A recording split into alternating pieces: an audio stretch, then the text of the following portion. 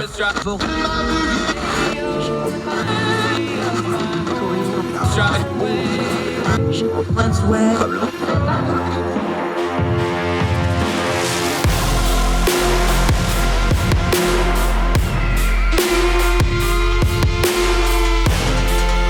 host, Andrew Donaldson. This is Heard Tell.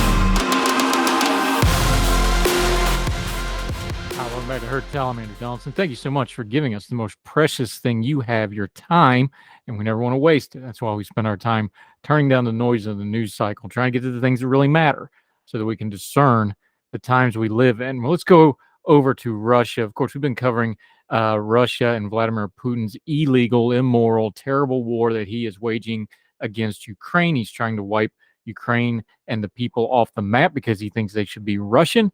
That's the long and the short of it. They didn't do it because of NATO. They didn't do it because of any other reason. This is a good old-fashioned war of conquest. To that effect, they've gone to a very, very old method of trying to gin up support. Now, as we talked about on the program before, they are now doing forced conscription. They are now doing fake annexation votes. They're doing all kinds of things because Vladimir Putin is getting desperate, because through guts and grit and bravery and a lot of Western assistance, the Ukrainian people have fought the Russians off, and they're starting to retake territory, and the war is going very, very poorly for Vladimir Putin. In amongst all this, we need to talk about something that we shouldn't have to talk about because it was wrong in the Middle Ages, and it's wrong again. Patriarch Kirill. He is the head of the Russian Orthodox Church. He is a strong supporter of the bloodthirsty dictator Vladimir Putin. He's a charlatan. He's a horrible, wicked human being.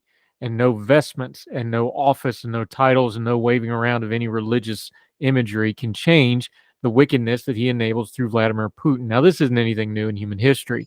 All throughout history, war and religion have gone hand in hand. When they go hand in hand, one of those hands usually winds up being a religious leader or two of the day, working in concert with a tyrant to justify whatever bloodthirsty means they have at their disposal. Back during the Crusades, they called these plenary indulgences, where if you go on the crusade, you get your sins forgiven. This got pointed out. I first saw this in Hot Air. Our friend Ed Morrissey over there, you can read his whole piece. We're going to link to it as well. But what they did was, and this is from U.S. News and World Report, quoting here, the head of the Russian Orthodox Church has said that the Russian soldiers who die in the war against Ukraine will be cleansed of all their sins days after Vladimir Putin ordered the country's first mobilization since World War II. Patriarch Kirill is a key Putin ally and backer of the invasion. He had previously criticized those who opposed the war and called on Russians to rally around the Kremlin. Many are dying on the fields of internecine warfare, Kirill, 75, said in his first Sunday address since the mobilization order. The church prays that this battle will end soon as possible so that the few brothers as possible will kill each other in this fratricidal war. Again, he's playing the role that these people are Russian. They just need to admit they're Russian and quit fighting Russian, taking over their country. Screw you, sir, you evil, wicked jerk. That's not a theological term. That's just mine. But at the same time, the church realizes, this is Kirill speaking, that if somebody driven by a sense of duty and the need to fulfill their oath goes to do what their duty calls of them, and if a person dies in the performance of that duty, they have undoubtedly committed an act of equality to sacrifice. They will have sacrificed themselves for others, and therefore we believe that this sacrifice washes away all their sins that a person has committed. What other hogwash that you're going to go to the battlefield and wash away your sins in the servants of a tyrant? And we can talk about justified wars and good wars and the long history of wars and what you can and can't do in warfare, whether there's good and bad morality in warfare. Those are things man has wrestled with ever since the first man killed the second man and started the first war. That's not what he's doing here. He's propping up the dictator that he wants to prop up. In the Crusades, they did this, and it was wrong then. You wouldn't think in the year of our Lord 2022 that we have to deal with something that was wrong thousands of years ago, when European Christians were told that if they just go to the Holy Land and they just kill enough Muslims and they just take enough ground back for the cause, their sins would be forgiven. They're not. It wasn't. And it's wrong today, too. People like Patriarch Kirill deserve all the invective and all the dissemination we can pour upon his silly-hatted head. It's ridiculous that they use religion to try to do it this way, but it's nothing new, and it's not surprising. It does reek of desperation that they're pulling this card out. The poor Russian conscripts that are getting forced into battle are getting thrown into a meat grinder. I got a lot of empathy for them, even though their cause is bad and the dictator they serve is horrible. They're going to get sent straight to the front with no training, very little weaponry. They're just meat for the meat grinder to try to bail out Vladimir Putin's wounded pride and the Russian embarrassment of what's happening, that Ukraine is proving to be unconquerable. And now this guy, Patriarch Kirill, this charlatan, this fraud, is wanting to wash away the sins of not the people he's saying to go fight, but trying to wash the blood off Vladimir Putin's hands, who he wants to hold. Because for whatever reason, he supports this bloodthirsty dictator. It's a very old story. And this very new twist is going to have very new body counts to it. And we should never let it forget. See, history is really good at remembering the dictators and the tyrants. But all those dictators and tyrants had enablers that stood right off to the side. People like Kirill want to hide behind their vestments, and they want to wave crosses and Bible verses and theology and whatever else, patriotism in their own view, at people to try to excuse the wickedness that they're putting up. It's still wickedness. We're not fooled. History shouldn't be fooled. When we read something about like plenary indulgences in the Crusades, we go, that's ridiculous. Nobody'd really fall for that. Well, here's somebody doing it right before their eyes. History will judge you on how you respond to it. You should call it out.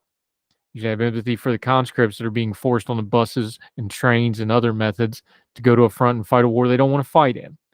We should stand with Ukraine in trying to hold up their independence against an invading army that had no business invading them, and know there's no excuse for them to do so. We should pray the Russian people get a better leader than the dictator Putin, who kills his enemies and hides behind people like Kirill to try to justify it all. God will judge such things very harshly, I believe. Whatever your faith background is, let me just tell you how mine goes. The harshest criticism that I find in my faith and in our scripture is always for religious leaders who claim one thing and do something else with their actions. The old timers used to put it this way. They'd say, I don't want to be anywhere near such and such when their judgment comes. I don't want to be anywhere near Kirill when he stands for his. And for the many thousands that will probably die, that he promised them something that was not his to give. More Hertel right after this.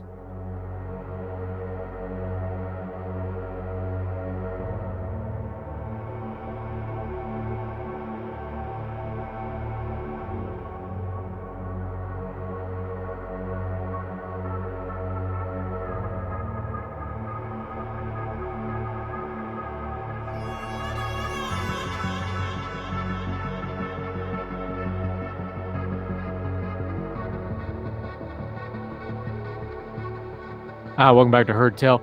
Okay, Hurricane Ian's going to be the big story for the next little bit, for good reason. It's going to come into Florida. It's going to come in somewhere around the Tampa area, they think. This is, of course, an area that will be very prone for flooding, especially the way Tampa Bay is arranged. The opening to the bay is going to be right in the path of this hurricane coming up.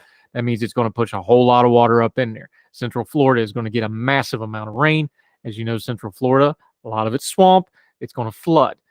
People are making their preparations. Now, as we are rightly looking towards Florida and the rest of the East Coast that may be affected to this, and they batten down their hatches, first, this thing went tearing through Cuba. Now, we covered on this program that Cuba has had a lot of problems lately, even on top of the communist regime that continues to oppress the Cuban people. They have had massive shortages of food, of fuel, and they've had an absolute crisis in the healthcare system, especially their emergency medicine, where they can't get people to the hospital. The emergency medicine people aren't getting to people in a timely fashion, so on and so forth. In other words, three of the main things you need to have in place for disaster recovery when something like a Category 4 hurricane like Ian goes rolling through is things that they've been struggling with for months, if not years now. And now this hurricane has come through. So somewhere in our preparations, we should spare a prayer and a thought for the people of Cuba. They suffer already. They're going to suffer anymore. And when you already got food and fuel shortages and a healthcare system that is failing on the emergency medicine end, not to mention the rest of its care, that's a bad time to have a natural disaster. And that's exactly what had. So keep an eye on that. Now, if you're one of our Florida friends, please keep your head down. Stock up now. If you can evacuate, although by the time you hear this and the time we're recording it, it may be too late to get out. Make sure you stock up on water, fill up those bathtubs, all that good stuff. Keep your head down, make good decisions, take care of you and yours. Things can be rebuilt. People can't be replaced. So make smart decisions. As soon as this hurricane passes, the recovery effort will start. We will do what we always do. We want you to give if you can, donate time or money if you can. If you're in Florida, of course, you can actually go and help out. As we've always said with charity stuff, and I want to say this before this disaster hits, if you're going to give money, try to give it as close to the source as possible. Find long-standing established charities in these areas that are affected and give directly to them. There's nothing wrong with those big national names like the Red Cross, but the problem is they have massive overhead. And when you give to them, the money goes to their overhead first, and then whatever gets left over eventually will get to the disaster relief area. I know this from experience. Happened to us in West Virginia. Listen, there's nothing wrong with giving money to those folks, but if you want to get the most money to the most people as fast as possible where they can do things in these communities, give it to the people in the communities that know how to do it. We're going to get a list together. We're going to vet a list. We'll get it up, get some links up where you can help out. Just go ahead and put your mindset in, because as soon as this thing passes and the winds die down, the recovery effort will start. We want to be able to give you good information on how to help out. More Heard Tell right after this.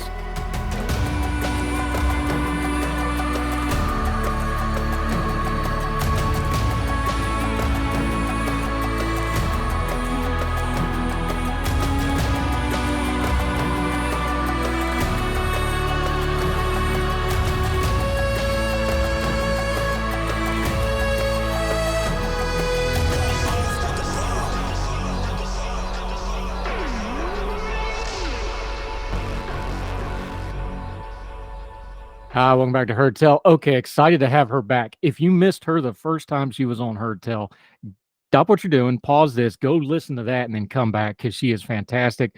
Thrilled to have her back. Finesse Moreno-Rivera, accomplished criminologist. She's a Young Voices contributor. She is really, really good on this stuff, getting past the buzzwords, getting to data on things like justice, on things like criminality, on things like social justice. I'm so thrilled to have you back. Thanks for the time. Thank you so much, Andrew. It's great to be back. All right, we're going to talk about a hard one today. We're going to talk death penalty. Can we just start with some honesty before we get into stats and figures and the emotions of all this? Let's just start with some honesty. Here's where I'm at on the death penalty. I've been trying for years to talk myself into complete abolishment of the death penalty and never wanting to have it for any reason. But every now and then you just get that person that beat their kid to death with a ball bat, or, multiple serial killers with no remorse, or you got war criminal. There's always that exception that pops up and stops me just short of that. Now, that war's against. I understand the flaws in our justice system. I understand the limitations of our government-run justice system. I understand they've got a whole lot of things they're not doing right, so I don't trust the process either. So that's where I'm at on it. You've got polling data. The polling numbers on death penalty are kind of coming down. Am I in the mainstream? Am I an outlier? Is there other people that feel like me, or am I just a weirdo by myself here with that kind of an honest assessment of it? Absolutely not, Andrew. And thank you very much for your honesty. What the polls are showing, and me personally, I think that a lot of us feel the same way. What we're seeing is a strong 6 out of 10 adults who favor the death penalty. However, there's a huge caveat here in that they do believe that it's not applied racially neutral, that it does not deter crime, and that it's also a huge talking point for everyone, in that they're thinking about it should be applied to the most heinous crimes, the most severe that you're thinking of. You're thinking of killers or anyone of that nature. But as we all know, that's not how it's currently being applied at this time.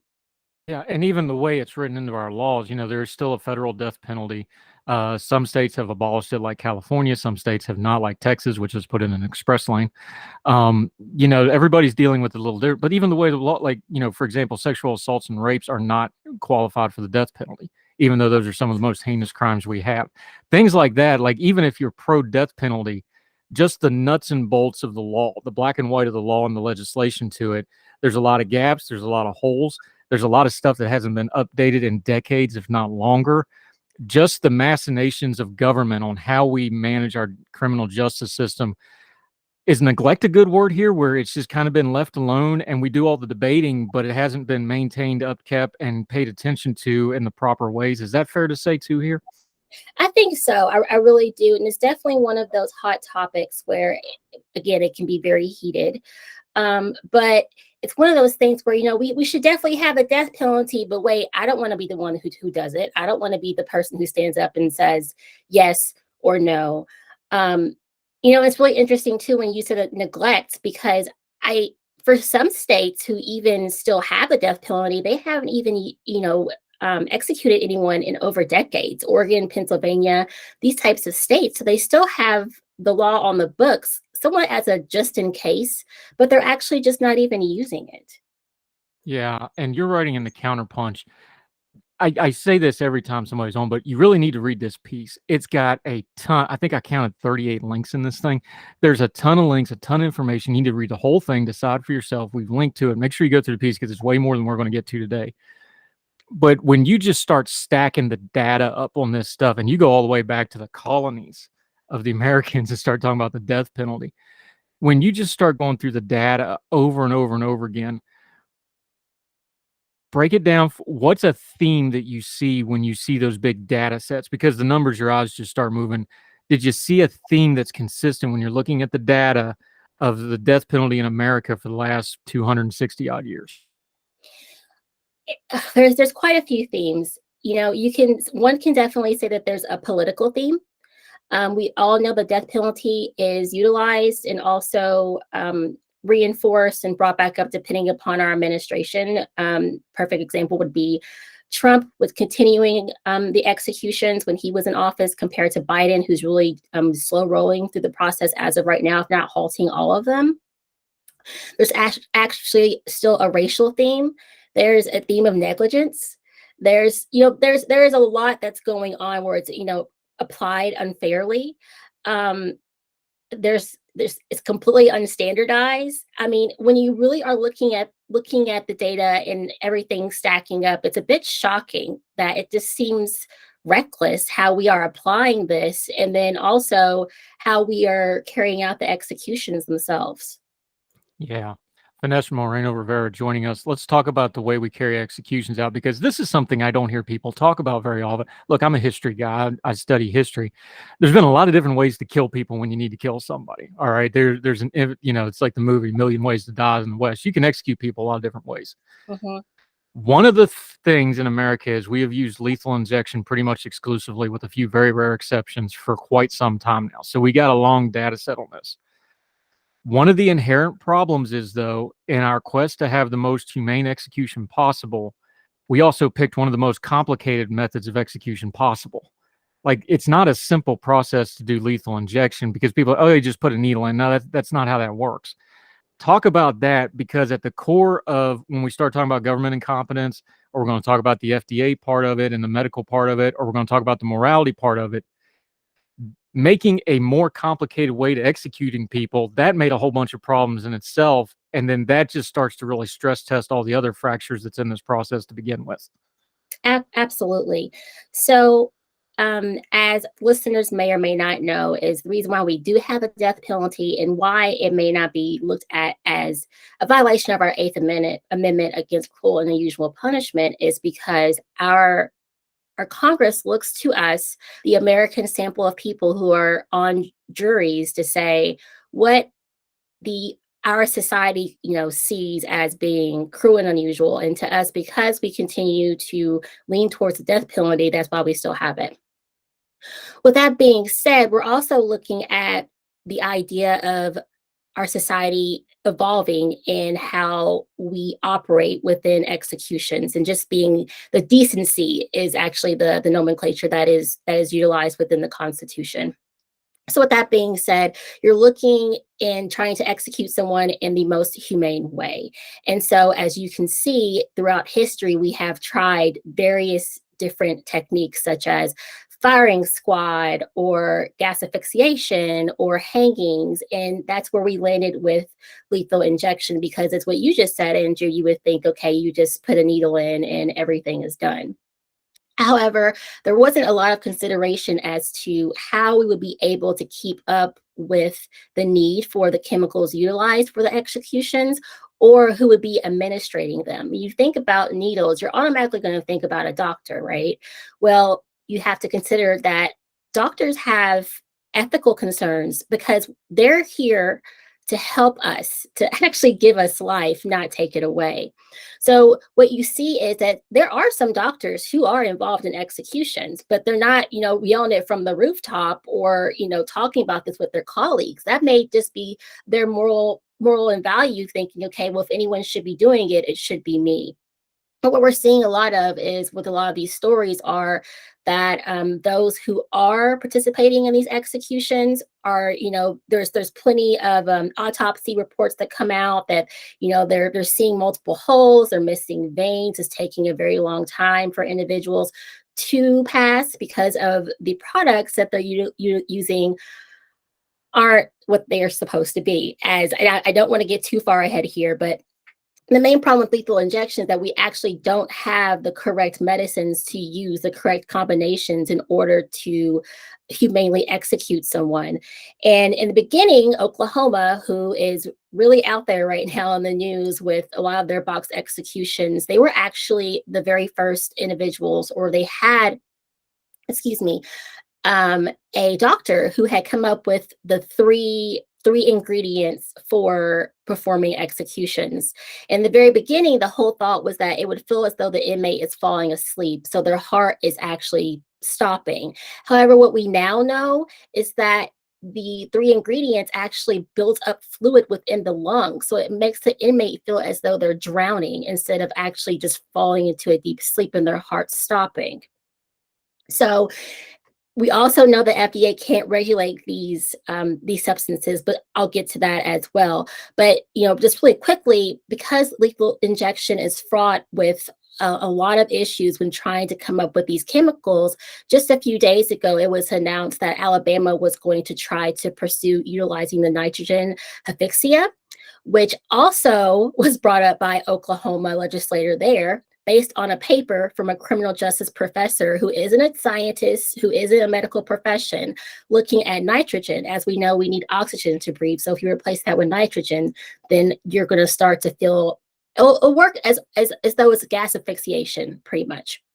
But the paper is only based on the effects that pilots or scuba divers have experienced whenever oxygen has been taken away and they're just naturally breathing in nitrogen. So yet again, what we're seeing is, just a play on people's lives, just trying to figure out what we can do to humanly execute these individuals when really it's just, we're just testing it as we go.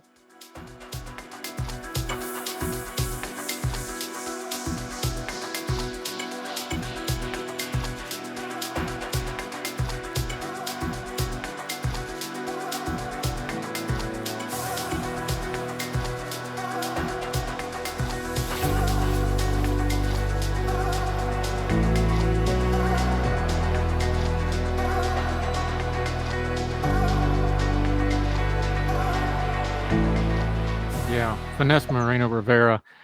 I don't want to be macabre about it and I don't want to be flippant about it, but let me just say it for the sake of the conversation, because this is a grown folk adult conversation about this topic. It's a tough topic. When you really get down to it, there is no humane way to kill another human being. You got to kill them. Like you have to stop them from living, whether it's in combat or whatever else. If you're going to kill somebody, you got to do it and you got to follow it all the way through. And the problem is human anatomy and human physiology and medical science, that's going to be a little bit different for every single human person because they chemically react to things differently. And people are tougher than some other people. And there's some medical science stuff that we just can't explain scientifically. We just can't. That part of it is where the morality of it comes in, is because you talked about the botched executions and how horrible they could be. You noted one in your piece that went over 3 hours trying to get it done.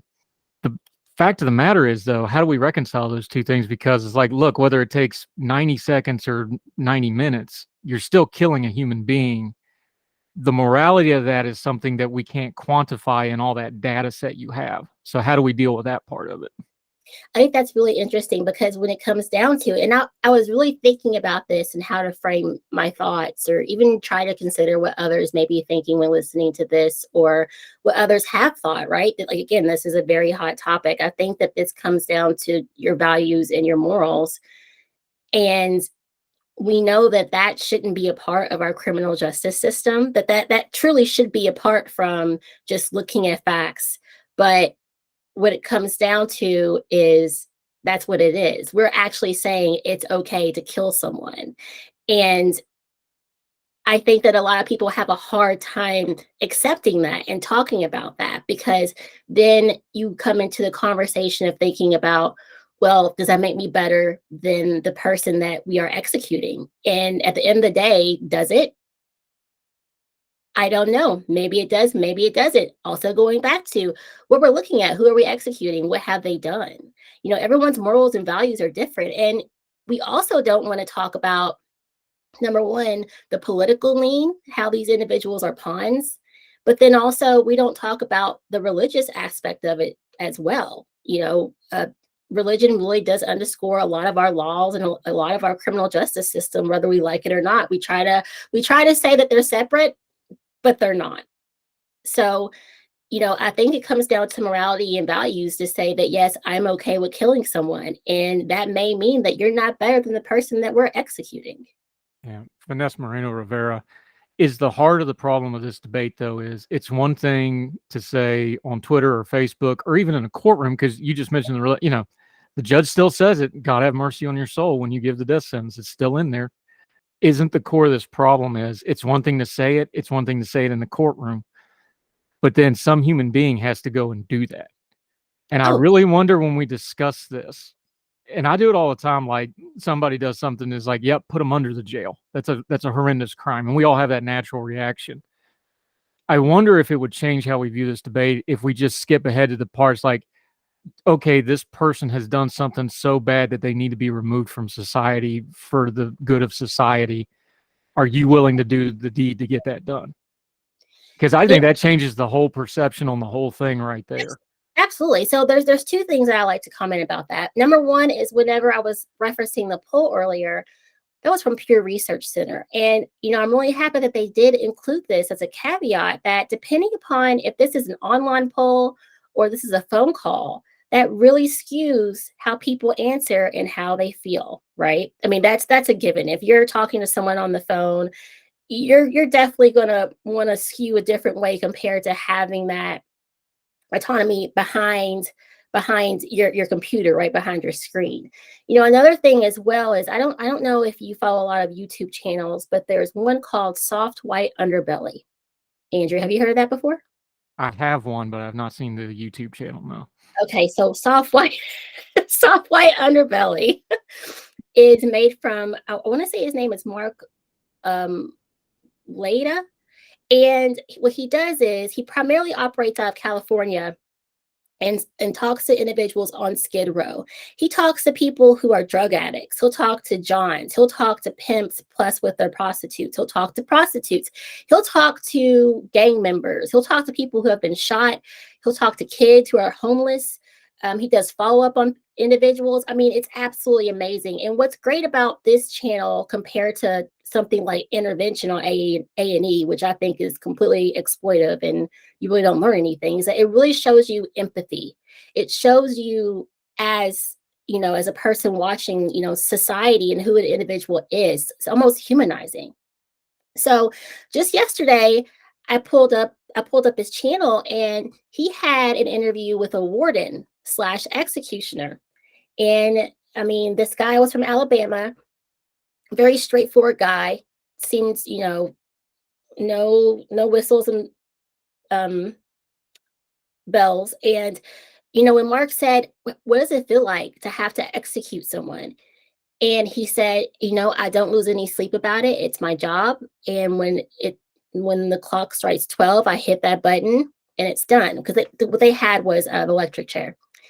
But the one thing that stuck with me is that he said that I treated them as a human being up to that single point. Me and my guards, that's what we did. And he said the number one thing, and the reason why he could sleep at night, is because that he knew that person, without a doubt, was responsible and that needed to be sentenced to death. And he said 9 times out of 10, these individuals would confess right up to the point they're walking to the chair. And I think that also is a great segue as well. We're talking about the Innocence Project, but that's a whole nother topic. But Again, check that out, Soft White Underbelly. You could tell too, it wasn't something that he looked forward to, but it was something that needed to be done at the end of the day. But that was his job, right? We're not talking about people who just sign up, who just want to experience it, which I think is completely unethical. But that's also another story.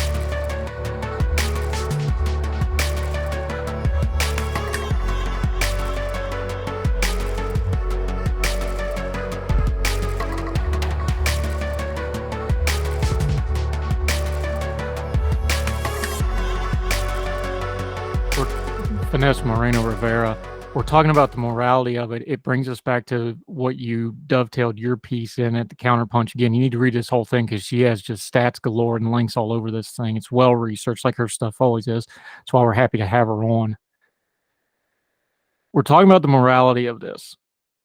The fact of the matter is, part of the morality of being able to execute someone is, well, we followed the letter of the law. You know, you make the law the bad guy. Okay, the court, you know, a jury of his peers and the court and the legal system and all the appeals, we should have our hands clean in this execution because the entire justice system says this needs to happen. We can't say that with a straight face right now because the way the drugs are set up, the way the process is set up, the way the laws are set up, and you detailed in your piece to great detail, pretty much every execution right now is in some shape or fashion going outside of the written letter of the law to get done. And that's just the fact it is right now. So if I'm going to be morally consistent, even if I understand that we should have a death penalty in some ways, you can't do the right thing the wrong way. So just the morality of it not being done correctly brings us right back to this moral imperative of we have to fix this system or we need to not do it until we get it fixed. Absolutely. Absolutely. Because as of right now, we are operating outside of the law just to get these executions done. I mean, you know, with the state's regulations and even the federal regulations, they're just shrouded in secrecy. We don't know what's being done. We don't know where they're getting these chemicals from because they've been outlawed by the government to be imported from other countries. So, you know, at this point, we're operating legally to you know, keep these executions going. And by going, you know, Oklahoma's on pace to execute 2 people, I think, a month at this point. And they have continuously been in the media for botch executions as well. Yeah, Finesse Moreno-Rivera joining us. There are 26 states that have secrecy protocols surrounding how executions are done and the people that are involved. This is where we get from the morality. We can get into some regulation here because this is a government operation. It's a law enforcement function. I understand there needs to be protections of the executioner. You know, the old trope about the executioner having the hood over his head, right? Like, okay, the executioner needs some protection and they need some privacy and they need some anonymity. I don't know that needs to extend to every single person involved, though, because it sure seems to me when we're looking at these, how do you have accountability? How do you make sure training standards are up to snuff? How do you make sure they're properly trained and know the procedures ahead of time? Because this is one of those things, look, you're only getting one shot at these things. Like, this isn't like something like, oh, we'll just do it again tomorrow if it doesn't work, right? You're there for the duration. And like you had this horrific botched execution that took 3 hours. Does these secrecy laws need to be looked at, or at least look at the procedures and go like, okay, 1 or 2 people need anonymity, but the rest of y'all, we need to have some accountability here. Absolutely. You know, to me, there should only be at the most 2 people within the room. There shouldn't be more than that. And everyone should have a reason as to why they are, whether that's the warden and then a doctor, preferably a doctor, but then that's it. There should be some type of accountability because then to me, you're also just shrouding in secrecy your own morals and your own value. You're just hiding behind something because you maybe you're just scared to admit it to yourself. Maybe you're scared just to admit it to, the people who you work with, your family, your friends, society as a whole. There's no reason why these regulations should not be transparent. And the fact that they're not just again goes to show that something just isn't right. Yeah. Finesse Moreno-Rivera joining us. You talk about the Eighth Amendment. It has pretty vague language in this regard. That's not unusual in the Constitution. It has a lot of vague language in it because the idea was, well, this is the overarching thing, and then you states go figure it out and make legislation for it. So in and of itself, that's not an evil, but there is room for legislative fixes here. We're not going to change the Eighth Amendment. That's not going to happen. What legislative fixes should be worked towards here? Even a state that wants to have the death penalty, what should be some of the things they're working for? Should it be the FDA gap where the FDA is no longer regulating the drugs? Should it be the medical staff that's involved that actually physically does these, like some kind of a specific training for them, since most doctors won't do it? Do you whatever that may be? Is it a law enforcement fix on the system that gets them there? What's some of the legislative things? Because that's an attainable goal that we should be working towards. Oh goodness, there's so many. So if we were to start at the very beginning, let's just look at how states' judicial systems are set up. So a perfect example, Andrew, you mentioned earlier Texas, because they are way ahead of any other state. I believe it's Texas for, and then Virginia for the most executions. The reason why Texas, for multiple reasons besides racial disparities, has such a high number of executions is predominantly based upon how its judicial system is set up. So number one being they have elected officials, and those elected officials are going to really be the voice box for, the population, which for Texas, they have a lot of proponents for death penalty. Number two would be that they don't have a public defense system set up.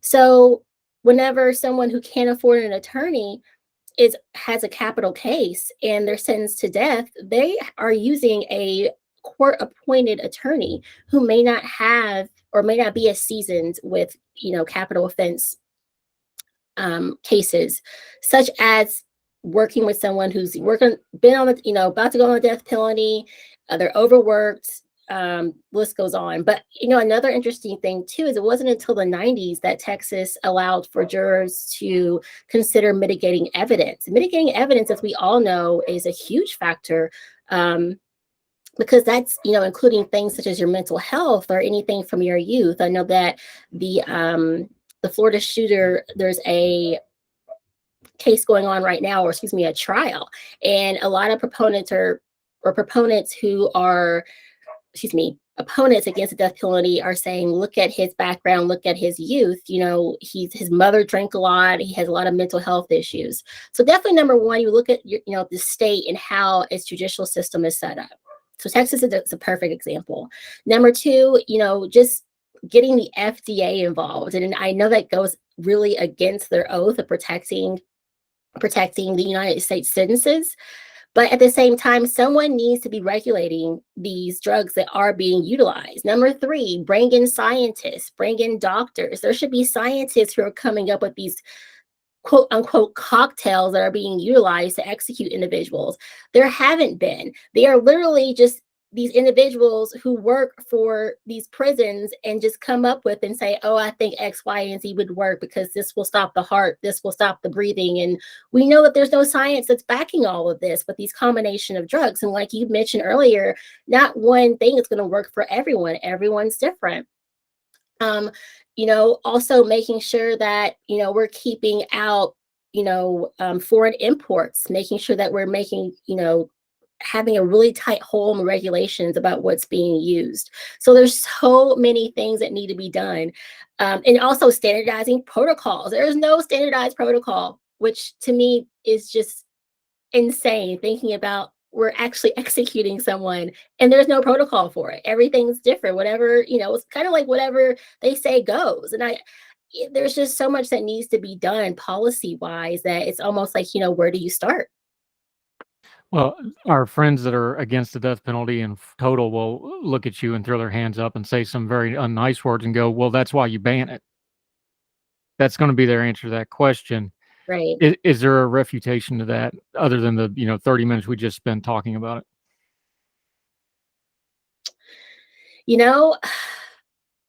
I would like to see it banned, but at the same time, it goes back to that moral values. It goes back to religion. It goes back to politics. And it also goes back to, I sincerely can say that I have never lost anyone close to me and been in the position of knowing and it like the perpetrator is sentenced to death. I can't sit here and say that my mind wouldn't change if it wasn't my mother, my father, or a family member. I don't know, but at this time, what I feel is that if we're going to do it, then we better be following the letter of the law. We better be doing it the way that we should be doing it. Because if we're not, then what's the point? Then we're just killing someone. Yeah. Finesse Moreno-Rivera, you do all this research on an analysis on the justice system. We have to bring this up because I think it's only fair to discuss this. There is a large strain of thought when it comes to the death penalty that even the people that do some of the more heinous crimes, heinous, that's not a word, even some of the folks that do the most heinous crimes, people will say, look, most of those people, it wasn't their first offense. It was multiple offenses. The system creates them. And now we're going to use the system to kill what the system created. I don't go quite that far with it, although I'm empathetic to some of that in certain circumstances. I don't think you can broad brush it that far. But that's something a lot of people feel, especially people who are basically, career institutionalized criminals who spend most of these folks on death row spend most of their lives in prison because of how long it takes. What about that argument? Because you've done the data on this, those people, I think the average in death row is, decades. What do you say to that? Of like, look, we're creating criminals to kill something we ourselves created. That's immoral in and of itself. I don't necessarily describe to that, but I understand the argument. I understand the argument too, but I'm with you. You just can't make that broad stroke. You just can't. You honestly can't. I mean, we definitely create it. We are a society who we punish rather than empower and help and intervene. But at the same time, I don't think that I can completely agree with that. Is talking about the death penalty as punishment one of those things that's a linguistic thing we should stop doing? Because it's not really a punishment, it's an intervention. You're not punishing them, you're killing them. That's the end. That's a period. That's there's nothing after that. Should we be changing the language, how we discuss these sorts of things? Is it a nomenclature problem on top of everything else where we're still talking about it like it's the Wild West and we're hanging people? When this is really almost, I hate to say sanitized because you're still taking somebody's life, but it's years of courtroom and it's such a long process now. Do we need to just change how we talk about it altogether? Absolutely. I think that we all need to just sit down and be honest with each other and, say what it is. You are taking someone's life. You are killing someone at the end of the day. This is what we're doing. I mean, it's a long process. I mean, that takes a lot of money. And, on top of that, we're not even really sanitizing anything. We still have rampant crime. We're still, sending people to the chair. That's an old nomenclature, right? It's not an intervention. It's not sanitizing anything. We still have criminals, every single day doing horrible things, and it's not deterring them. I mean, there's plenty of research that's out there that's saying it's not a deterrence. We are literally just killing someone just to say an eye for an eye. That's what this is. Yeah. This is one of the harder topics to discuss because it's life and death, and it's life and death with government sanctioning, which is really hard to get into the morality of it. But Finesse Moreno-Rivera, I so enjoy having you on. We're going to do a long form on this because there's a whole piece to this on the medical side that we just kind of brushed by, but we really need to get into because there's a lot of ethics and things that go into that, and there's a lot of government regulation that needs to be fixed in that. So we're going to have you back. We're going to do a long form on this topic because there's so much to do on this. And I want to read up on a few things before I get into it because you're a lot smarter than I am. So I want to do some research and be boned up for it. But we're definitely having you back. Can you let folks know where they can follow you and keep up with what you're doing between now and they get to see you again on Heard Tell until we get you back, my friend? Of course. Thank you, Andrew. Recently, I created a Twitter account so I can be found at Finesse Moreno. And then also, I can always be followed on my LinkedIn, where I continuously upload any articles that I have completed through Young Voices. Fantastic. And I'm going to get you on Twitter Supper Club. We got to get you involved on that, because that's one of the great things on Twitter is us doing our food stuff all the time. So maybe you can start Twitter Orchid Club or something. You can do that with all your lovely orchids back there, which is why we really have you on the show, so we can look at your orchids. We kid. You do great work. We greatly appreciate you. She's also a Young Voices contributor. You can see all her stuff on her page. Let's do a lighter topic next time, because I always enjoy talking to you. But you do criminality. This is what you do. I know. It's so funny. My fiance recently said, why can't you just write about something happy and good? So I think I'll be doing something on prison reform here soon. So hopefully next time you have me on, I'll be talking about some good things that have been happening within the criminal justice realm. We all need some good news too, so that'll be great. Finesse Moreno-Rivera, you are fantastic, madam. Thank you so much for the time today. Thank you, Andrew. Thank you.